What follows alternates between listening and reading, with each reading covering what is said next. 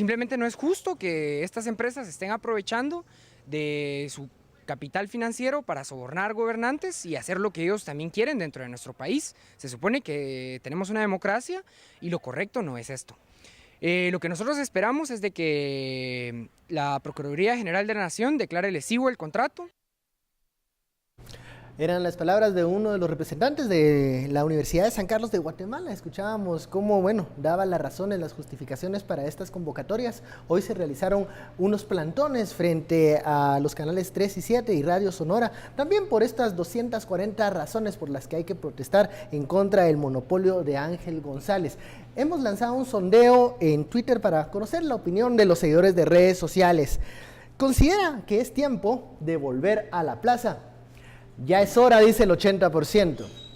El 11% dice hay que esperar. Y el 9% dice nunca más, no, que no hay que regresar.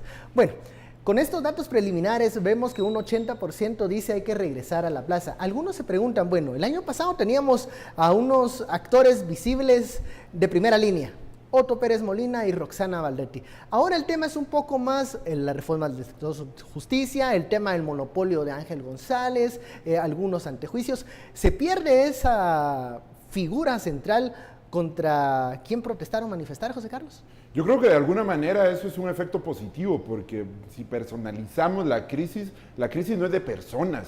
La crisis no es de actores, la crisis es de sistema, la crisis es de la estructura política. Entonces, en la medida en que estos actores de alguna manera van saliendo, por llamarle de esta manera, de la primera línea, nos permite enfocarnos en cambiar las estructuras, en las causas de fondo. Entonces, creo que debemos en este momento, digo debemos porque yo también soy un ciudadano comprometido que quiere el cambio en este país, debemos también enfocar y aprender de que si el año pasado hubo una dispersión de demandas, hubo una dispersión de expresiones, si ahora deberíamos de tener esfuerzos para tratar de articular, concentrar y generar una propuesta estratégica, una agenda temática que permita demandar desde la plaza cambios estructurales al sistema, un sistema que está en crisis. La crisis política que apareció o que coyunturalmente surgió el año pasado está acá. Esto no ha cambiado. Entonces creo que de alguna manera los esfuerzos se deben de enfocar a ese sentido. Es muy tentador personificar las lo que dice marchas en contra de alguien, ¿verdad? Lo que pasa es que es más fácil identificar al enemigo. Tener un villano. Exacto. Y es más fácil, y perdonen la expresión, generar una narrativa, claro, digamos. Y tú identificas cuál es el enemigo, y quizá las marchas que hemos tenido desde la segunda vuelta hasta ahora han sido muy minoritarias porque no se había identificado ese enemigo. A mí me gustaría que ese enemigo se le pusiese cara en los casos que ha destapado CICIG hace justo una semana. Y por ejemplo en Ángel González, porque de verdad sí estamos hablando de un actor concreto que lleva años y años y años bebiendo de este sistema y formando parte estructural de este esquema de corrupción. Como no es una figura tan pública, como es una figura incluso que no está acá. No se le, exacto, vive en Key Biscayne, se maneja mucho en las una sombras, mansión, claro, ¿verdad?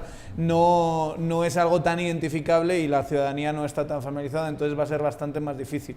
Seguramente no sea tan multitudinaria la manifestación precisamente por eso. Y también hay que pensar que las manifestaciones del año pasado fueron tan fuertes por el momento coyuntural. Había unas elecciones, había una decisión que tomar. Había un discurso político en cada esquina, pero había ¿no? enemigos, ¿verdad? O sea, los enemigos eran Roxana Valdetti, Otto Pérez Molina y una Manuel amenaza, Maldizón. una amenaza de Exacto. líder. Entonces todo eso generaba una gran movilidad que seguramente ahora se vaya a quedar con actores fuertemente involucrados en los movimientos estudiantiles, en los movimientos de protesta, que tampoco es algo necesariamente negativo, ¿no? Que a lo mejor baje de cantidad, pero que sigan siendo actores políticos. El año pasado, esa multitud que se concentró en la plaza también era un elemento de dispersión en cuanto a propuestas, porque llegó todo tipo de grupo, ¿no? Y eran bienvenidos, porque la plaza es un lugar común. Ahora que vemos que tal vez la convocatoria vaya a generar a grupos más articulados, ¿será será más fácil tener una agenda, una hoja de ruta de lo que se va a demandar, lo que se va a pedir, solicitar? Yo esperaría que sí. Y de hecho hay muchos temas sobre los cuales uno puede iniciar esa agenda consensuada, llamémosle de alguna manera. Yo quiero resaltar otro punto que también en muchas de las ocasiones se nos olvida, porque durante las manifestaciones el año pasado se decía primero que las manifestaciones y la organización no se iba a poder sostener en el tiempo, que iba a ser algo muy coyuntural, que esto no iba a trascender. Y lo que nos demuestra es que esa hipótesis y esas tesis que muchos trataban de poner para desacreditar por completo la movilización no se concretaron. Los esfuerzos han continuado, las organizaciones y los colectivos de universitarios las teorías de conspiración y de manipulación se caen en el tiempo que se ha mantenido esto. Claro, y eso creo que es importante resaltarlo, porque estamos a un año básicamente de que se inició toda esta turbulencia política que movió a la gente a la plaza. Y hace 2 años no teníamos ese nivel de compromiso político, ese nivel de conciencia, ese nivel de indignación. Entonces sí creo que esos son elementos importantes. Coincido con Daniel que probablemente no vamos a tener una plaza con 60,000 personas como la tuvimos un sábado del año pasado. Hay muchos factores que no están presentes y que sí estaban en ese momento y que motivaron a que llegara ese número de gente, pero hay que resaltar que el hecho de que lleguen 2,000, 3,000 ya es un aspecto positivo.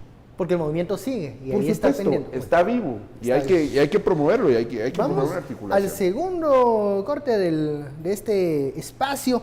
Ya sabe, regresamos con los mensajes de la audiencia. Ya estamos en el segundo lugar en tendencias en Twitter en medio de esta vorágine de la Copa América. Esa es una muy buena noticia. Regresamos con los mensajes. Ya sabe, la etiqueta SF vuelve a la plaza.